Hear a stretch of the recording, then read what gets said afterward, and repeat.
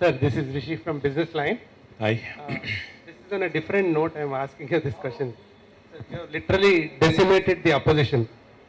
In a democracy, you need a decent opposition to actually put the government at a corner and fix them and make you do things in a proper manner. In a situation where you are in with a 3/4 majority, how do you view this situation? And would you take feedback in a proper manner? Sir, they say, there are 4 pillars to a democracy. 4 స్తంభాల మీద ప్రజాస్వామ్యం పరిడవిల్లుతుంది, విలసిల్లుతుంది అనేది పెద్దలు చెప్పిన మాట. అందులో media కూడా ఉంది. సో ప్రతిపక్షం లేకపోయినా మీడియా ఉంది కాబట్టి మీరు మీ పాత్రని సమర్థవంతంగా పోషిస్తే ఏ ఇబ్బంది ఉండదు. ఒకటి. రెండవది నేను అనేది ఏమంటే ప్రతిపక్షం ఉండాలా లేదా అనేది ప్రజల ఇష్టం. అది మీరు నేను ఎట్లా డిసైడ్ చేస్తాం? ప్రతిపక్షం ఉండకూడదని ప్రజలు డిసైడ్ చేశారు. You said we have decimated opposition. We have not decimated. People of Telangana have decided not to give Congress party a major voice. That is their doing. మేము మా ప్రచారం మేము చేశాము. మేము నచ్చిన వాళ్ళు మాకు ఓట్లు వేశారు. వాళ్ళకి అవకాశం ఇవ్వలేదు. 75% సీట్లు మాకు కట్టబెట్టారు.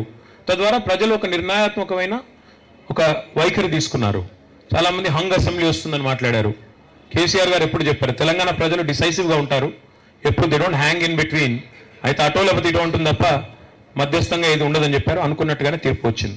కాబట్టి ప్రతిపక్షం లేకపోయినా మీడియా ఎన్నికల సందర్భంగా పోషించిన పాత్ర కాకుండా కొంత పాజిటివ్ పాత్ర పోషిస్తే, ఒక వాస్తవాలను వాస్తవాలుగా చూపెట్టే పాత్ర, అంటే అందరిని అనట్లేదు, అందరిని అంటున్నా అనుకున్నారు, మళ్ళీ ఎవరు పోషించారో వారికి మాత్రమే వర్తిస్తుంది నేను చెప్పేది. కన్ఫ్యూజ్ చేసే పాత్ర, అంటే ప్రజల్ని కన్విన్స్ చేయలేకపోయినప్పుడు కన్ఫ్యూజ్ చేయాలి అనే ఒక ఎజెండా ఎత్తుకున్న కొన్ని సంస్థలు అవుతున్నాయో ఆ మిత్రులకు విజ్ఞప్తి చేస్తా ఉన్నాం. మీరు కన్ఫ్యూజ్ అయిపోయి ఒక మాయాలోకాన్ని సృష్టించుకొని అందులో మీరు పడిపోయి ప్రపంచాన్ని నమ్మించే మూర్ఖపు ప్రయత్నం ఎవరైతే చేశారో ఆ పెద్దలకు నేను విజ్ఞప్తి చేస్తా ఉన్నా. మీరు ఎన్ని చేసినా కూడా ప్రజలు మిమ్మల్ని తిరస్కరించారు. ఇకనైనా సవరించుకొని పాజిటివ్ పాత్ర పోషించండి. వారు ఎవరనేది మీకు తెలుసు, నేను చెప్పాల్సిన పని లేదు. మా జర్నలిజంలో ఒక ఫస్ట్ లెసన్ ఉంటుంది sir, if you get confused don't try to convince them, just leave that అని. So unfortunately now it has turned the other way around. When you can't convince you confuse అనే కొత్త సూత్రం ఎత్తుకున్నారు. అది గోపరాజు గారు. Sir Goparaju, Mojo TV imported. Sir ఇందాక మీరు అన్నారు 100 సంవత్సరాల పటిష్టమైనటువంటి పార్టీని ఏర్పాటు చేస్తానని. సో 2001 నుంచి ఉద్యమంలో ఇప్పటి వరకు కూడా 2001 నుంచి కూడా ఉద్యమంలో అనేక మంది కార్యకర్తలు, నాయకులు వచ్చారు. 2018కి వచ్చేటాలకే అన్ని వర్గాల ప్రజలు టీఆర్ఎస్ పార్టీ వైపు వచ్చినటువంటి పరిస్థితి ఉంది. సో రాబోయే రోజుల్లో కార్యకర్తలకి నాయకులుగా ఎదగడానికి పార్టీ ఏ రకమైన భరోసా ఇస్తుంది, ఎటువంటి ప్రణాళికలు చేయబోతున్నారు వర్కింగ్ ప్రెసిడెంట్? అంటే 2 విషయాలండి. ఒకటి, పార్టీకి సంస్థాగత నిర్మాణం ఏది లేదు, నేను ఏదైతే మొత్తం కొత్తగా చేస్తాను కాదు. పార్టీ సంస్థాగతంగా నిర్మాణం ఉంది, పటిష్టంగా ఉంది కాబట్టే విజయాలు సాధిస్తున్నాం. కానీ పార్టీ ఏ ప్రతికూలతలనైతే కూడా అవసరమైతే సందర్భం పడితే ఎలాంటి ప్రతికూలతనైనా ఎదుర్కోవడానికి, ఎలాంటి ప్రతికూలతనైనా అధిగమించేందుకు కూడా సిద్ధంగా ఉండాలి. ఉదాహరణకి ఇప్పుడు మొన్నటి ఎలక్షన్ సందర్భంగా చాలామందిని కన్ఫ్యూజ్ చేసే దిశగా చాలా కార్యక్రమాలు జరిగినాయి. కానీ మా కార్యకర్తలు, నాయకులు ఎక్కడికక్కడ ఆ ప్రచారాన్ని తిప్పికొట్టగలిగారు కాబట్టి మేము విజయాన్ని సాధించగలిగాం. దాన్ని మరింత పటిష్టం చేయాల్సిన అవసరం ఉంది. ఎందుకంటే మారుతున్న కాలానికి, మారుతున్న పరిస్థితులకు అనుగుణంగా ఎప్పటికప్పుడు 24/7 మీడియా ఇది. వాట్సాప్లో వచ్చిన తర్వాత, అందరికీ ఇంటర్నెట్ స్పీడ్లు పెరిగిన తర్వాత ఒక మీడియం లేదు, సోషల్ మీడియం ఉంది. రకరకాల మాధ్యమాల ద్వారా చాలా దుష్ప్రచారాలు కూడా ప్రజలకు చేరుతూ ఉన్నాయి.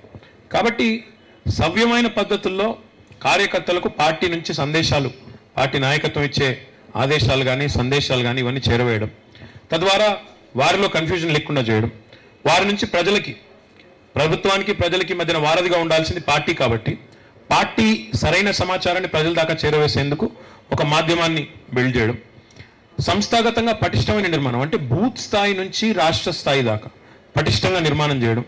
అట్లా నిర్మాణం జరిగినప్పుడు ఆటోమేటిక్గా పంచాయతీ ఎన్నికలు గెలుస్తాం, మున్సిపల్ ఎన్నికలు గెలుస్తాం, జిల్లా పరిషత్ ఎన్నికలు గెలుస్తాం, మండల పరిషత్తు గెలుస్తాం, సొసైటీలు గెలుస్తాం, పార్లమెంట్ దాకా గెలుస్తాం. గెలిచి ఒక టీఆర్ఎస్ అంటే తెలంగాణ రాష్ట్ర సమితి కాదు, తిరుగులేని రాజకీయ శక్తి అనే విధంగా ఈ పార్టీని మలచాలనేది నా వ్యక్తిగతమైన లక్ష్యం. అట్లా మలుచుకున్నప్పుడు సహజంగా కింది స్థాయి నుంచి పై స్థాయి దాకా లక్షలాది మందికి అవకాశాలు వస్తాయి. సర్పంచ్ నుంచి, ఎంపీటీసీ నుంచి, వార్డు మెంబర్ నుంచి మొదలు పెడితే రాష్ట్ర స్థాయి దాకా ఆలోచించినట్టయితే లక్షలాది మందికి కొత్తగా ఇందులో వచ్చే అవకాశం ఉంటుంది, రాజకీయ మెయిన్ స్ట్రీమ్లోకి వచ్చే అవకాశం ఉంటుంది. కాబట్టి ఆ దిశగా ఇప్పుడు మాకు అద్భుతమైన అవకాశం ఉంది. పంచాయతీ నుంచి మొదలు పెడితే ప్రతి ఎన్నిక కూడా రాబోయే 6 నెలల్లో జరగబోతోంది, ఒక శాసనసభను మినహాయిస్తే. ఇవన్నింటిని కూడా ఈ 6 నెలల్లో జరిగేదానికి పూర్తి స్థాయిలో పార్టీని గేరప్ చేయాలి. అందులో ముఖ్యంగా యువ నాయకత్వానికి ముఖ్యమంత్రి గారు అవకాశం ఇచ్చారు. కాబట్టి నేను కూడా అదే స్థాయిలో పార్టీ మరొక 100 ఏళ్ళు చెక్కు చెదరకూడదంటే నేను కూడా యువకులకు పెద్దపీట వేయాలి. యువతకు పెద్దపీట వేసి వారికి అవకాశం ఇచ్చి వారి చేతుల్లో పెట్టినట్టయితే వారే పార్టీని కాపాడుకుంటారు. ఒకసారి ఓన్ చేసుకుంటే పార్టీని కాపాడుకునే అవకాశం ఉంటుంది. కాబట్టి ఆ దిశగా ముందుకు తీసుకెళ్లే ప్రయత్నం చేస్తాం. కాళిదాస్ గారు. సార్ నమస్కారం సార్. Hi sir. నా పేరు కాళిదాస్ అండి, దేవరకొండ కాళిదాస్. నేను metro paper Golconda TV. Sir, రాష్ట్రంలో ఆంధ్ర రాజకీయ పార్టీలను సమర్థవంతంగా తరిమికొట్టగలిగాం. కానీ దానికి మూల కారణంగా వాటికి బేస్గా ఉండే పత్రికల విషయంలో మాత్రం ఇప్పటికీ సహకరిస్తూనే ఉన్నారు మీరు. ఇది స్థానిక పత్రికలు ఎదగడానికి ఎలాంటి ఇప్పటివరకు గత 4.5 ఏళ్లలో చర్య తీసుకుపోవడం కారణంగా మళ్ళీ ఈ ఎలక్షన్లలో మళ్ళీ వాళ్ళనే ఆధారపడాల్సిన పరిస్థితి ఏర్పడింది. దీనికోసం మీరు ఏమైనా చర్యలు తీసుకుంటున్నారా స్థానిక పత్రికల విషయం? ఇప్పుడు రాష్ట్ర విభజన జరిగే 4.5 ఏళ్ళు అయింది. ఇప్పుడు ఎవరు స్థానికులు ఎవరు స్థానికేతరులు అనే చర్చ ఇప్పుడు పెడితే మళ్ళీ లేనిపోని కన్ఫ్యూజన్ దారితీసే అవకాశం ఉంది. ఇప్పుడు కొన్ని సంస్థలేమో వారి తెలంగాణ ఎడిషన్ ఒకలాగా ఆంధ్ర ఎడిషన్ ఒకలాగా ఆల్రెడీ ప్రచురిస్తూ ఉన్నాయి. కొన్ని మాత్రం కేవలం తెలంగాణలోనే కేంద్రంగా పనిచేస్తున్న కొన్ని సంస్థలు ఇక్కడ ఉన్నాయి. కాబట్టి మనం ఏది స్థానికం ఏది స్థానికేతరం అనే చర్చలోకి పోయిన దానికంటే తెలంగాణ కేంద్రంగా పనిచేస్తున్న పత్రికలన్నింటికీ ముఖ్యంగా తెలంగాణ కేంద్ర బిందువుగా, కేంద్రంగా అనే దానికంటే తెలంగాణ కేంద్ర బిందువుగా తెలంగాణని మాత్రమే ఇక్కడ ఇక్కడి ప్రజల ప్రయోజనాలు పరమావిధిగా పనిచేస్తున్న మరి సంస్థలు, పత్రికలే కావచ్చు, టీవీలే కావచ్చు, ఇతర సంస్థలే కావచ్చు, వారికి ఎలా పెద్దపీట వేయాలి, వారికి ఎలా సహకరించాలి అనేది ఒక పెద్ద సబ్జెక్ట్. ఇప్పటికిప్పుడు నేను చెప్పే విషయం కాదు, బట్ డెఫినెట్గా ఆలోచన ఉంది. అంతవరకు మాత్రం చెప్పగలను. విరాట్ గారు. Yes sir. కేటీఆర్ గారికి డబుల్ శుభాకాంక్షలు. Thank you. ఒకటి బ్రహ్మాండ మెజారిటీ, అట్లాగే వర్కింగ్ ప్రెసిడెంట్ గా కూడా బాధ్యతలు తీసుకున్నందుకు. Thank you sir. కేటీఆర్ గారు, మనం ఎన్నికల ముందు జరిగిన మీడియా ప్రెస్ లో కూడా మేము చెప్పాం, మాకన్నా ముందే మీరు స్పందించారు. అంతకుముందు ముఖ్యమంత్రి గారు కూడా తొలి ప్రెస్ మీట్ లోనే జర్నలిస్టుల సమస్యలు ఎవరు అడగకున్నా వారే స్పందించినందుకు కూడా కృతజ్ఞతలు తెలుపుకుంటున్నాం. ఈ రాష్ట్రంలో ఎన్నికల్లో ప్రధానం నిజంగా 1 కోటి మంది జనం వాళ్ళు ఏ మేనిఫెస్టో ఏ పార్టీ పెట్టినా ఇదే మాకు కావాలి, ఈ ప్రభుత్వమే కావాలని మిమ్మల్ని ఆదరించారో, వారి ఆకర్షణీయ పథకాలను ఇవ్వాలి పెట్టిన మేనిఫెస్టోను కూడా తిరస్కరించారు. అలాగే ఈ రాష్ట్రంలో 18,000 మంది జర్నలిస్టులు, ఈ 18 నుండి 20,000 మంది జర్నలిస్టులు కూడా ఇతర పార్టీలు మేనిఫెస్టోలు జర్నలిస్టులు ఆకర్షించడానికి రకరకాల ఆకర్షణీయమైనటువంటి పథకాలు చూపినా ఖచ్చితంగా ఇక్కడ మాట మీద మీరు నిలబడి ఉంటారు, డెఫినెట్గా ఇక్కడే ఉంటారనే ఒక విశ్వాసాన్ని ఈ రాష్ట్రంలో జర్నలిస్టులు వెలిపించిన విషయం వాస్తవాన్ని కూడా మీరు కూడా అనుకోవచ్చు. నా రిక్వెస్ట్ ఏంటంటే సార్, మీకు 4 సమస్యలు ఆ రోజు ముందు పెట్టాం. అందులో ప్రధానంగా ఇళ్ల స్థలాలు, వైద్యం, ఇంకా ఇతర 2 సమస్యలు పెడితే 2 సాధ్యం కాదు కనుక మీరు ఖచ్చితంగా 2 సమస్యలకి పరిష్కారం చూపుతామన్నారు. ఇళ్ల స్థలాలు, వైద్యానికి సంబంధించి ఈ 2 ప్రధాన సమస్యలు కనుక మా రిక్వెస్ట్ ఏంటంటే కొంత టైం బాండ్ లో మా మొదటి ప్రాధాన్యతగా మీరు స్పందిస్తే బాగుంటుందని మీతో విజ్ఞప్తి చేస్తాం. మీరు 2 ఇష్యూస్, ఒకటేమో మీరు అన్నట్టు పాత్రికేయులు కూడా నిజంగా రాష్ట్ర వ్యాప్తంగా మా వైపు నిలిచారు, అందులో అనుమానం నాకైతే లేదు. రెండవది నేను కూడా మీకు గుర్తు చేస్తూ ఉన్నా, ఒక పాత్రికేయ మిత్రుని శాసనసభకు మళ్ళీ పంపించిన ఘనత కూడా టీఆర్ఎస్కి దక్కింది.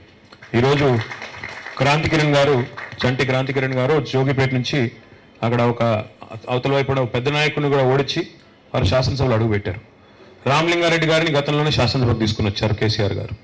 గతంలో ఆర్ సత్యనారాయణ గారిని ఎమ్మెల్సీ కూడా చేసుకున్నాం. కాబట్టి పాత్రికేయ మిత్రులకు రాజకీయాల్లో అవకాశాలు ఇచ్చింది కూడా టీఆర్ఎస్ పార్టీ. ఆ విషయాన్ని నేను ముందుగా మీకు గుర్తు చేస్తా ఉన్నాను. రెండవది మీరు అన్నట్టు వైద్యం, మీ ఇళ్ల స్థలాలు, ఈ రెండింటి విషయంలో తప్పకుండా నేను గతంలోనే చెప్పాను, వ్యక్తిగతంగా నా ప్రయారిటీ. ఇంకా ప్రభుత్వం వచ్చి కేవలం 2 రోజులు అయింది, 2వ రోజు 45 గంటలు కూడా కాలేదు. కాబట్టి ఈ ప్రభుత్వం తప్పకుండా ఆ 2 పనులు చిత్తశుద్ధిగా చేయించే బాధ్యత నాది, అందులో మీరేం అనుమానం పెట్టు. కేటీఆర్ గారు, దీప్తి నా చేతుల్లో ఏం లేదు, ఆయన చేతుల్లో. ఆయన స్పీకర్ ఇక్కడ. ఇక్కడ ఆల్రెడీ మైక్ ఉంది కదా, ఒక నిమిషం ఆగండి. Last please last question.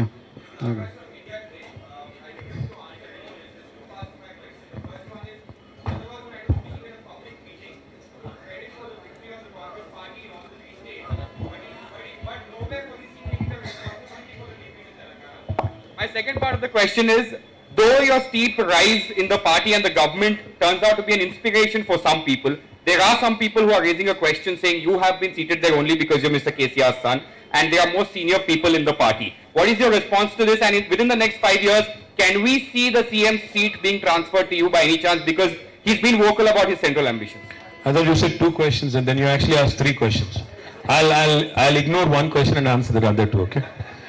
I'll only take those questions which are selectively nice to me. Well, firstly, thank you, for reminding us of Chandrababu Naidu's role in Telangana elections and also other elections. I'm sure Chandrababu Naidu garu also would love to take credit for cell phones. Chandrababu Naidu garu also took credit for inventing personal computer. He takes a lot of credit and I leave it to his wisdom. One thing's for sure, I think in spite of the high decibel campaign, in spite of a very shrill campaign by the opposition, entire opposition ganging up against us, all the way from Prime Minister to a wannabe Prime Minister to 6 Chief Ministers to 11 Union Ministers and multitude of others, Telangana people have reposed faith in KCR garu. So let's look at it positively. In spite of the negative campaign, a government getting a pro-incumbent vote of this kind and with 5% voting increase, that is incredible. So therefore, let's give the credit where it's due to KCR's leadership and our perfect combination of welfare and development activities. Secondly, your question about whether there are other seniors in the party who are more capable or who are more worthy than me. I definitely believe I have been given an opportunity to prove myself in politics. See, being somebody's son or daughter only serves as an entry pass. Once you get into politics, into mainstream, I have been in the party for 12 years now. When I got in as his son.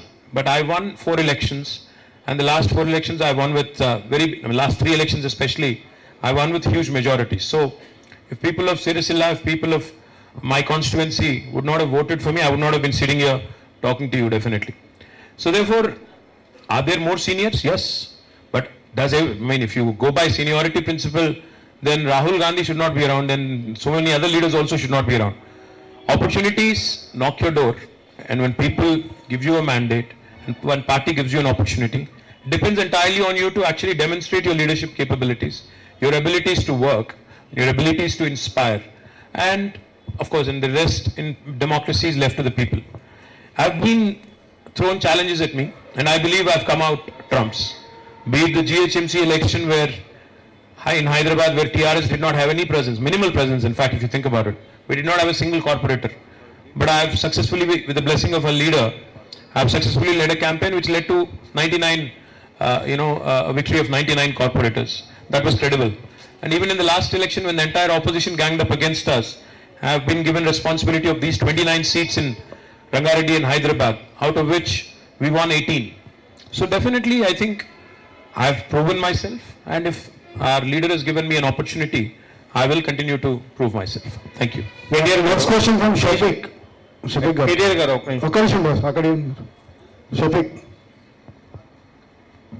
ఇక్కడ speaker గారు ఉన్నప్పుడు ఆయన చెప్పినట్టు మీరు వినాలి, mic లాగకూడదు.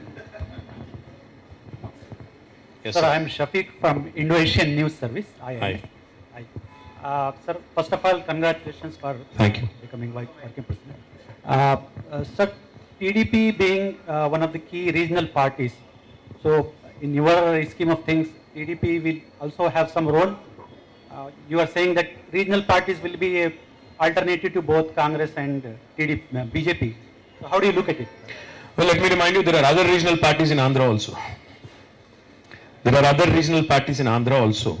So therefore, I would like to believe personally that in spite of the current situation that you see today, things could look very different after April 2019, and Telugu Desam might just be irrelevant and inconsequential in the national politics and also in Andhra regional politics. So therefore, the other regional parties, whoever there is, might take center stage and they might have a bigger role to play. Who knows?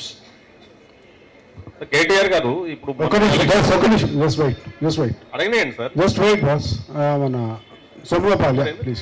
ఇక్కడ sir నేను Somagopal sir, NTV. జాతీయ స్థాయిలో కేసీఆర్ ఒక front ఏర్పాటు కోసం గత 7 కాలం నుంచి ప్రయత్నం చేస్తున్నారు. మరోవైపు కాంగ్రెస్ కు మద్దతుగా మరో ఫ్రంట్ ఏర్పాటు చేయడానికి చంద్రబాబు అందరిని కలుస్తున్నాడు. అంటే కేసీఆర్ ఎవరినైతే కలిశారో చంద్రబాబు కూడా వాళ్ళని కలిశారు.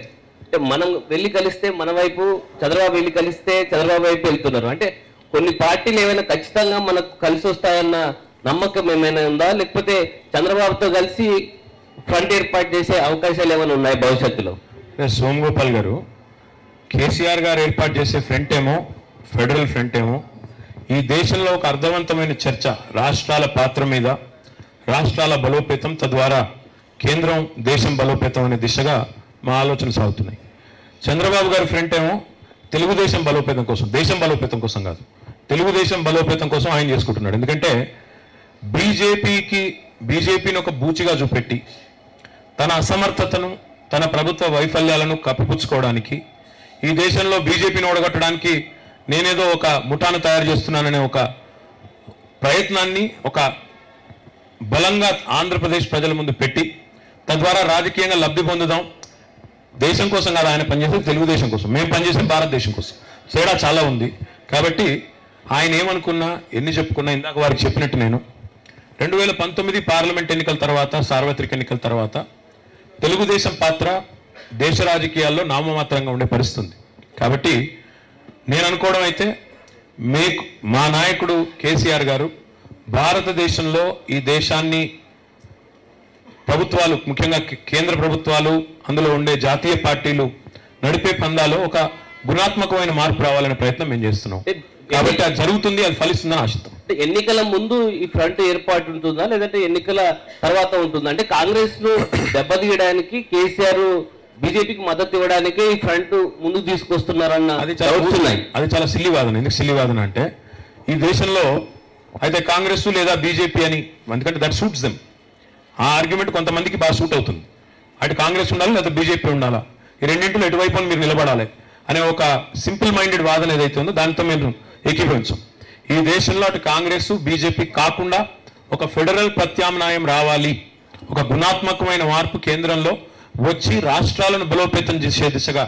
కేవలం లిప్ సింపతి ఫెడరలిజం అంటే ఇక్కడ నోటి చివరి నుంచి వచ్చే, నాలుగు చివరి నుంచి వచ్చే మాటలు కాదు. దేశవ్యాప్తంగా ఈ చర్చ జరిగింది. ఉదాహరణ కేసీఆర్ గారు పలుమార్లు చెప్పారు, వైద్యం, విద్య, river waters, drinking water, Rythu Bandhu లాంటి పథకం, రైతు బీమా లాంటి పథకం, ఇంటింటికి తాగునీరు ఇచ్చే పథకం. దేశంలో ఇవన్నీ అమలు కావాలి అంటే, ఈరోజు తెలంగాణలో జరుగుతున్న కార్యక్రమాలు దేశవ్యాప్తంగా అమలు కావాలి అంటే, ఒక గుణాత్మకమైన మార్పు రావాలి అంటే ఈ రెండు జాతీయ పార్టీల వల్ల కాదు. కాబట్టి మేము ఒక తృతీయమైన ఒక ఫెడరల్ ప్రత్యామ్నాయం వైపు ఒక ప్రయత్నం చేస్తా ఉన్నాం. అందులో చంద్రబాబు నాయుడు గారు ఇందాక నేను చెప్పినట్టు ఆయన మేము భారతదేశం కోసం పనిచేస్తుంటే ఆయన తెలుగుదేశం కోసం పనిచేస్తున్నాడు. చాలా తేడా. కృష్ణనారాయణ గారు అక్కడ, Krishnanarayana where is he? Okay, KTR గారు ఇప్పుడు దేశ రాజకీయాల్లో ప్రత్యామ్నాయ కూటమి కావాలని చెప్పేసి అంటున్నారు. అంటే కేంద్రంలో ప్రభుత్వ ఏర్పాటుకి కాంగ్రెస్ బీజేపీ లేకుండా ప్రభుత్వాన్ని ఏర్పాటు చేయగలుగుతారా? ఇందాక నేను నెంబర్లు చెప్పినప్పుడు మీరు విన్నట్లేరు. భారతదేశంలో ప్రస్తుతం బీజేపీ పరిస్థితి చూస్తూ ఉంటే వాళ్ళకు 150 సీట్లు దాటే పరిస్థితి వాళ్ళకి లేదు. మీరు దేశం మొత్తం గమనించండి, ఒకసారి అనలైజ్ చేయండి. రెండో వైపు కాంగ్రెస్ పరిస్థితి చూస్తే లాస్ట్ టైం వచ్చిన ఓట్లు సీట్లు డబుల్ అయితే కూడా వాళ్ళు 90 సీట్లు దాటే పరిస్థితి వారిద్దరికీ లేదు. సో 90 + 150 కలిపితే కూడా, ఇద్దరు కలిస్తే కూడా భారతదేశంలో తమకు తాముగా ప్రభుత్వాన్ని ఏర్పాటు చేసే పరిస్థితి లేదు. అట్లాంటప్పుడు మిగతా సీట్లు ఎక్కడున్నాయి? ఇతర పార్టీల చేతుల్లో ఉన్నాయి. ఆ ఇతర పార్టీలని ఈ దేశంలో రాష్ట్రాలను బలోపేతం చేసే దిశగా చర్చని ఏదైతే మా ముఖ్యమంత్రి గారు ప్రారంభించారో దాన్ని మరింత సమర్థవంతంగా ముందుకు తీసుకెళ్తాం. తప్పకుండా ప్రత్యామ్నాయాలు శోధిస్తే వస్తాయి తప్ప కూర్చుని టీవీ చర్చల్లో పాల్గొంటే రావు. వాటిని కూర్చొని కొద్దిగా ప్రయత్నం చేసి గట్టిగా మన ఆలోచనను దేశం ముందు పెట్టి, మన క్రెడిబిలిటీని, మన ఇక్కడున్న ట్రాక్ రికార్డును కూడా దేశం ముందు పెట్టి ఒక చర్చ పెడితే తప్పకుండా ఫలితం వస్తుంది. కేటీఆర్ గారు, మీరు ఇప్పుడు ప్రస్తుతం మీకు ముందుగా కంగ్రాచులేషన్స్ వర్కింగ్ ప్రెసిడెంట్గా అపాయింట్ అయినందుకు. సో మీరు వర్కింగ్ ప్రెసిడెంట్గా పార్టీకి కన్ఫైన్ అయితే మీకు ఒక యూత్ ఐకాన్గా మీకు ఒక పేరు వచ్చింది. అంటే ఇంటర్నేషనల్ ప్లాట్ఫామ్స్లో మీరు మీ ఎబిలిటీ, మీ క్యాపబిలిటీస్ చూపించడం కానీ, ఇంటర్నేషనల్ కాన్ఫరెన్సెస్ అయితే మీ యాటిట్యూడ్ కానీ ఒక రోల్ మోడల్గా ఉంటూ వస్తూ ఉన్నాయి. సో మీరు పార్టీకే కన్ఫైన్ అయ్యి ప్రభుత్వంలో చేస్తే అవన్నీ మిస్ అయ్యేటువంటి అవకాశం లేదా? ఒకవేళ పార్టీకి మాత్రమే పరిమితమై వాటిలో పార్టిసిపేట్ పార్టిసిపేట్ చేస్తే కనుక మీ మీద విమర్శలు వచ్చేటువంటి అవకాశం ఉంటుంది. క్వశ్చన్ నెంబర్ 2 అండి. ఇప్పుడు సంకీర్ణ ప్రభుత్వాలు ఒక రకంగా ఎప్పుడు ఊడతాయా ఎప్పుడు పోతాయా అనుకుంటున్నటువంటి పరిస్థితుల్లో జాతీయ స్థాయిలో మీరు ఒక కూటమి కాకపోతే మహాకూటమి లేకపోతే రేపు అన్ని పార్టీతో కలిసినటువంటి ఒక కూటమి ఏర్పాటు. సో వాటికి సస్టైనిటీ ఎంతవరకు నిలబడేటువంటి అవకాశం ఉంటుందంటారు? కాంగ్రెస్ ఇతర బీజేపీ ఇతర తగినగా. రమణ గారు, ఇప్పుడు తెలంగాణ రాష్ట్ర ఏర్పాటు జరగాలనే పోరాటం జరిగినప్పుడు కూడా ఈ క్వశ్చన్స్ పదే వచ్చేది. Is it a viable state? అదొక చర్చని, ఒక పని కాకూడదు, ఒక ఫలితం రాకూడదు అనుకున్నప్పుడు ఏం చేస్తారంటే ఒక చర్చ పెడతారు. తెలంగాణ రాష్ట్ర ఏర్పాటు జరగాలని మనం వాదించినప్పుడు మొట్టమొదటి నుంచి దేశంలో జరిగిన చర్చ, is it going to be viable? మేము కొత్త జిల్లాలు ఏర్పాటు చేయాలనుకున్నప్పుడు are they going to be viable? Viability అనేది ఏముంది నాకు అర్థం కాదు. ఇప్పుడు ఎందుకు చెప్తా ఉన్నా ఈ మాట అంటే, పొలిటికల్ స్టెబిలిటీ కోalitionలో ఉండదు అనే మాట ఎందుకు అనుకోవాలి మనం? ఇప్పుడు నడుస్తున్నది కూడా కోalition ప్రభుత్వమే కదా. ఒక పార్టీకి సింహభాగం సీట్లు ఉండొచ్చు, కానీ ఎన్డీఏ కోalitionే, యూపీఏ కోalitionే, దానికంటే ముందున్న యునైటెడ్ ఫ్రంట్ కోalitionే. కాబట్టి మీరు చూస్తే భారతదేశంలో కోalition పాలిటిక్స్లో కూడా మెచ్యూరిటీ వచ్చింది. గడిచిన 25 సంవత్సరాల నుంచి భారతదేశంలో సింగిల్ పార్టీ ప్రభుత్వం లేదు, సంకీర్ణ శకమే నడుస్తున్నది. అందులో ఒక పార్టీకి ఎక్కువ సీట్లు ఉండొచ్చు, ఒక పార్టీకి తక్కువ రావచ్చు, లీడింగ్ పార్టీకి, కానీ సంకీర్ణ ప్రభుత్వాలే నడుస్తున్నాయి. ఈ రోజు కూడా ఎన్డీఏ ప్రభుత్వం నడుస్తూ ఉంది, బీజేపీ ప్రభుత్వం లేదు. బీజేపీ లెడ్ ఎన్డీఏ ప్రభుత్వం ఉంది. కాబట్టి కోalition పాలిటిక్స్లో వచ్చిన మెచ్యూరిటీ, కోalition పార్ట్నర్స్కి ఉండే తెలివితేటలు, కోalition కూటమికి ఉండే ఎజెండా, దాన్ని బట్టి స్థిరత్వం వస్తుంది తప్ప ఆషామాషిగా 4 పార్టీలు కూడంగానే రాదు. అందుకే అవకాశవాద పొత్తులు కాకుండా ఒక ఎజెండా, ఈ దేశాన్ని మార్చాలి, ఈ దేశంలో నిజంగానే ఒక గుణాత్మకమైన మార్పు రావాలి. ఇంటింటికి తాగునీరు ఎందుకు ఇవ్వకూడదు? తెలంగాణలో చేసినట్టు రైతు బంధు ఎందుకు ఇవ్వకూడదు? రివర్ వాటర్స్ నిజంగానే అందుకే నదీ జలాల పంపిణీ సవ్యంగా జరిగి కరువు ప్రాంతాలకు కూడా ఎందుకు నీళ్లు రాకూడదు అనే ఒక సమర్థవంతమైన ప్రభావవంతమైన వాదన పెట్టగలిగే ఒక కూటమి ముందుకొస్తే, ఒక ఫెడరల్ ప్రత్యామ్నాయం ముందుకొస్తే, రాష్ట్రాలను బలోపేతం చేసే దిశగా కార్యాచరణ శ్రీకారం జరిగితే తప్పకుండా ఆ స్థిరత్వం కూడా ఆటోమేటిక్గా వస్తుంది. అది నా చేతిలో లేదు. నేను ప్రభుత్వంలో ఉండాలా వద్దా అన్నది ముఖ్యమంత్రి గారి ప్రిరోగేటివ్, ఆయన ఇష్టం. Hello Hello. This time the voter turnout has increased from 68% to 73%. Yes, It's good. But still in urban areas, especially in Hyderabad city, it has been dismal 48%. In Old City it has been even less. So what, as party president, how you are going to improve this voter turnout? What kind of awareness you are going to create among, are they cynical? Why are they not coming to the polling stations? Well, there are 2 reasons to it, ma'am. Firstly, you have to say, you have to really give compliments to all the people who've participated in the voting. It has actually improved from 68 to 73%. So you have to give the voters some credit for improving it, and especially the rural voters who've participated in large numbers. వారికి మనం ధన్యవాదాలు కూడా చెప్పాలి. రెండవది urban voters అంటారా? నాకు కూడా urban voters మీద I have my very strong opinions. I've said this in the past, I will continue to say this again. The people who complain most are the urban voters, and the people who participate least are also the urban voters. So this apathy of educated lot, not just in urban areas but also in rural areas, is absolutely putting off. Very disappointing. But then even political parties have to introspect. Even we have to introspect. Maybe we are not inspiring them enough. Maybe we are not giving them candidates who are able to inspire them to come out in large numbers and vote. So I think it's a two-way street. We have to improve our own fielding of candidates, our own way of inspiring them. Maybe our manifesto was not impressive enough. And secondly, even urban voters also have to start thinking and looking within, like how I am willing to look within and introspect as a leader of a party. They also have to start introspecting, because they are the ones who complain most. And if you don't show up, ultimately those people who show up actually will decide your leaders. So రెండు వైపులా కూడా ఇది ఆలోచన జరగాల్సిన అవసరం ఉంది. కానీ ఇది ఒక మన రాష్ట్రంలోనే లేదండి, ఇది మొత్తం దేశంలో అన్ని నగరాల్లో ఇదే పరిస్థితి. ఇన్ఫ్యాక్ట్ ఒక దశలో పార్లమెంట్లో చర్చ కూడా జరిగింది, నిర్బంధ ఓటింగ్ ఉండాలి, కంపల్సరీ ఓటింగ్ రావాలి అనే చర్చ కూడా జరిగింది. కాబట్టి పార్టీలు ఆలోచించుకోవాలి, ప్రజలు ఆలోచించుకోవాలి. మళ్ళీ రేపు ఒక స్లోగన్ కూడా రావాలండి, those who don't vote also do not have the right to complain. That I think also has to start coming up, and even media has to support us in that campaign. Thanks. We'll take a question from Deepthi. Hi, Yes, ma'am. Ram, Deepthi from BBC News. Ram, two questions. Deepti కొంచెం దగ్గర పెట్టుకున్నాయి. Yeah, two questions. First question is, మీరు ఇందాక regional parties, ఆంధ్రప్రదేశ్లో ఉన్న regional పార్టీస్ని కూడా federal Congress non BJP alternative form చేసినప్పుడు వాళ్ళని కూడా తీసుకెళ్లే అవకాశం ఉందన్నారు. Be it TDP or any other regional party, they have a demand towards special status. What is your stand on that? The second question is about what is your stand on the student politics in this state? We have seen that, you know, the student elections are not happening, or what is your stand on the student politics? Because you've said that you will be giving more laurel to the youth in your party. So what is your stand on the student politics? I'll take your second question first. In fact, a lot of student leaders have emerged in our party. In fact, a couple of them are sitting right here, right in front of me.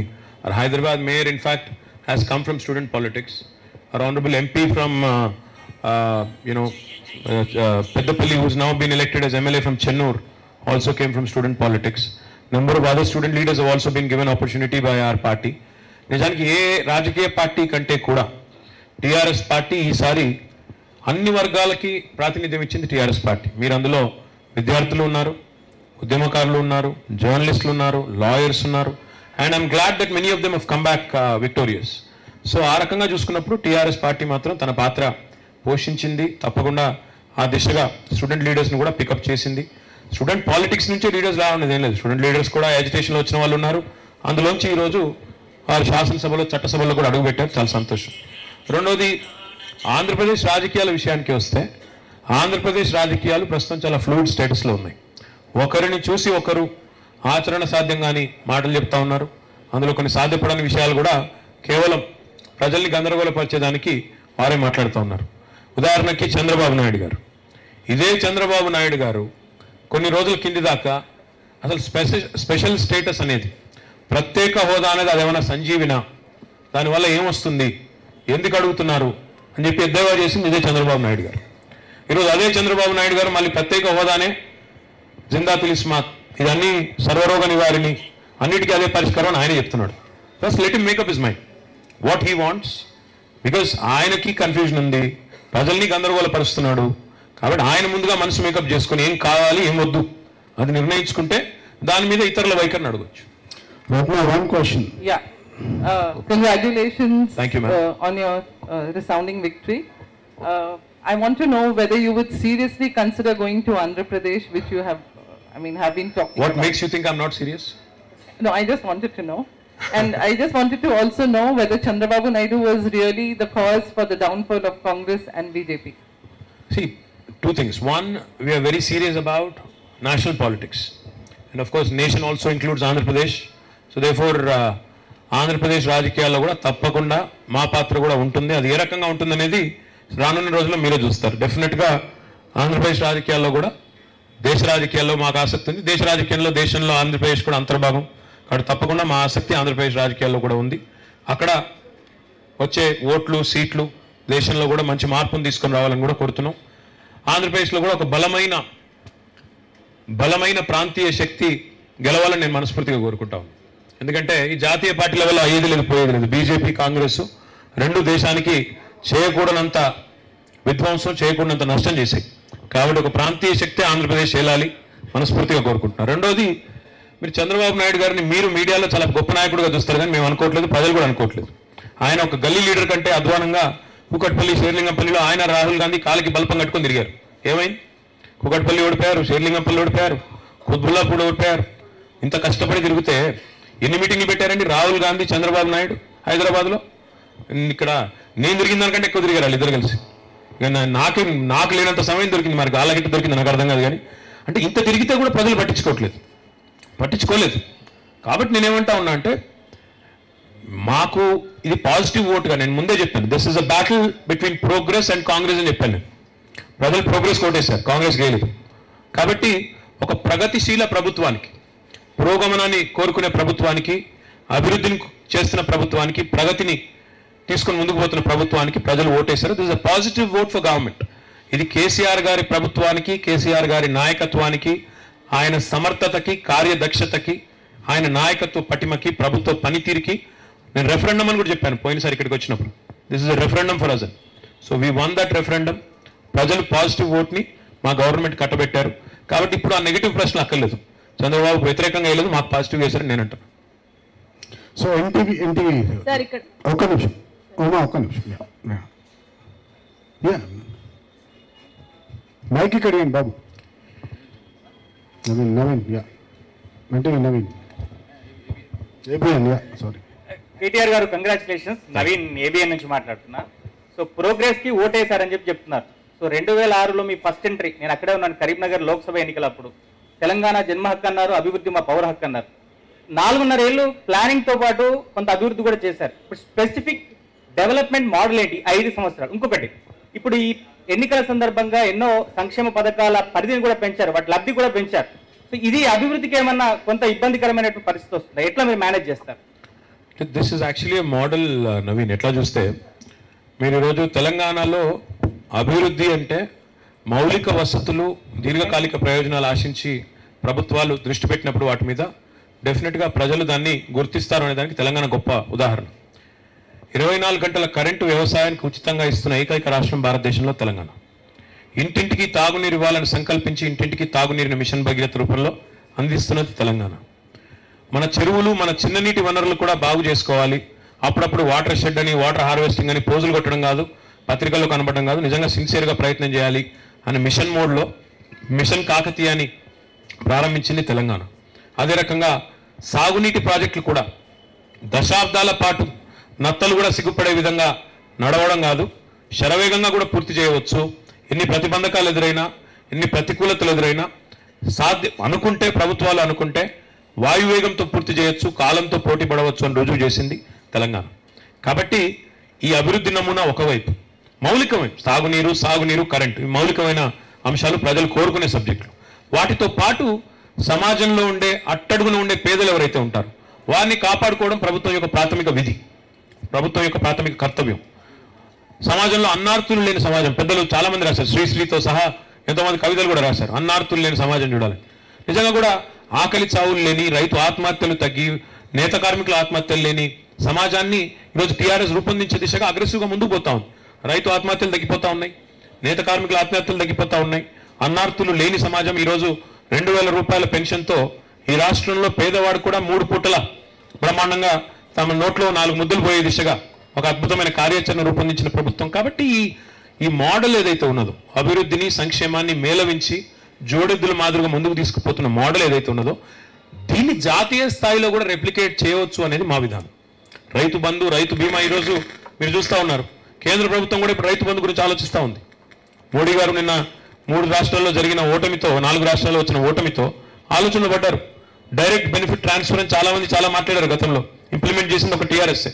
కాబట్టి తెలంగాణ అభివృద్ధి నమూనా, తెలంగాణ సంక్షేమ రంగంలో తెలంగాణ తీసుకున్న పథకాల నమూనా భారతదేశానికి దిక్సూచి కావాలి అంటే, ఈ పథకాలను దేశవ్యాప్తంగా అమలు చేయాలి అంటే కేసీఆర్ గారి ప్రభ, కేసీఆర్ గారి ప్రతిభ దేశం మొత్తం తెలవాలంటే 16 పార్లమెంట్ స్థానాలను టీఆర్ఎస్ గెలిచి కేంద్రాన్ని కూడా శాసించి దేశం మొత్తం అమలు చేయించి, దేశంలో పుట్టినందుకు, తెలంగాణలో పుట్టిన పౌరుడిగా ఇందాక మీరు అన్నారు తెలంగాణ మా జన్మ హక్కు, అభివృద్ధి మా పౌర హక్కు అని. తెలంగాణ పౌరుడిగా నిజంగా నా పౌర హక్కు, కానీ నేను భారతీయుని కూడా. కాబట్టి భారతదేశంలో పుట్టినందుకు భారతదేశ రుణం కూడా తీర్చుకోవాలి. తెలంగాణలో జరుగుతున్న కార్యక్రమాలు దేశం అంతా అమలు చేయాలనేది మా విధానం.